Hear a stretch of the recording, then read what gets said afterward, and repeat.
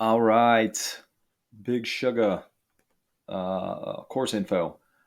So we'll jump into the map here in a second, but just wanted to go over some of the details here. So they are encouraging you to have a helper person, but it is not necessary. If you do have support crew, they want them at the mile 37 marker.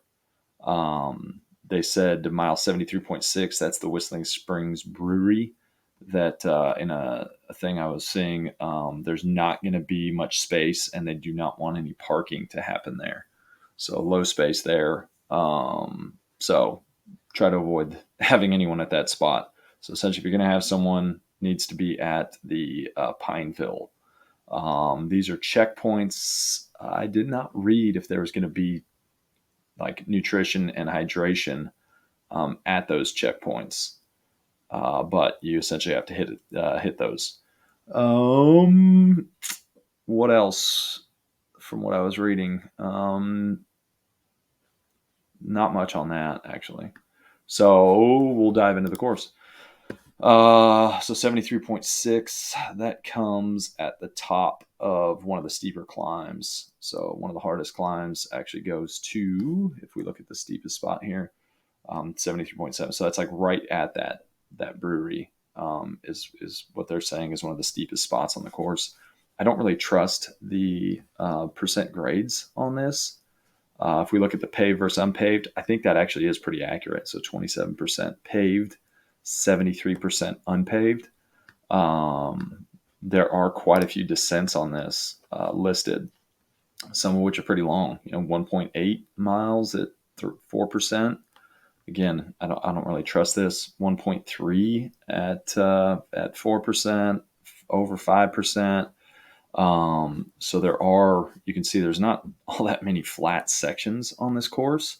You got a chunk, here from, what is that? It's probably gonna be mile 30 something ish, 30 something to 40 something.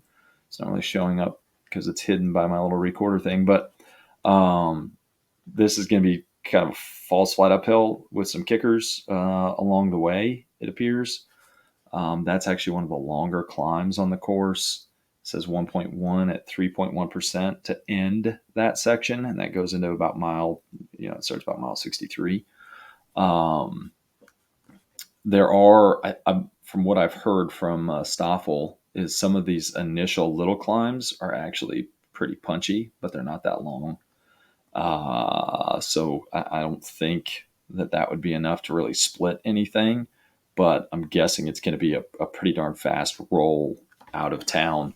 Wind direction obviously always plays a key. Oh, one other thing here at the end. This is apparently a pretty challenging climb as well. Not super long, but fairly steep. So 3,000 foot in distance. So what's that? 6.6 of a mile ish. Average grade of 5%. It shows it's paved, but that can be a kick to the teeth late. So it looks like some steep stuff starting at 69. It's gonna be a steep one, followed by the steepest one heading to the brewery, mile 70. Another steep one here at 82. And then this final steep one as you kind of get into town. So going to be a challenging course for sure. I believe that it's actually more than that 6,200 feet of elevation gain. That's the rumor, at least, is that it's a little more than that. A video I watched of this climb here at the brewery section.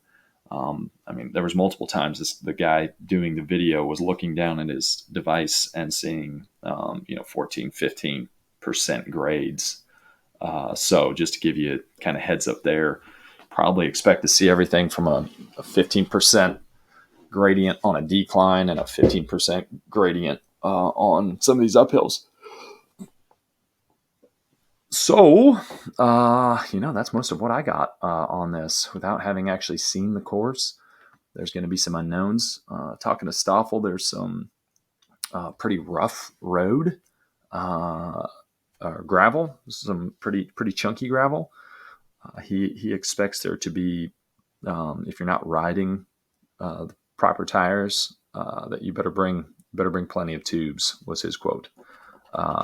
So probably 40 mil tires, I would say, as a minimum, or thereabouts. I think the guy, when he was previewing the course, I think he was on 38s, and said he would do no less than that for sure. So 38 plus tires.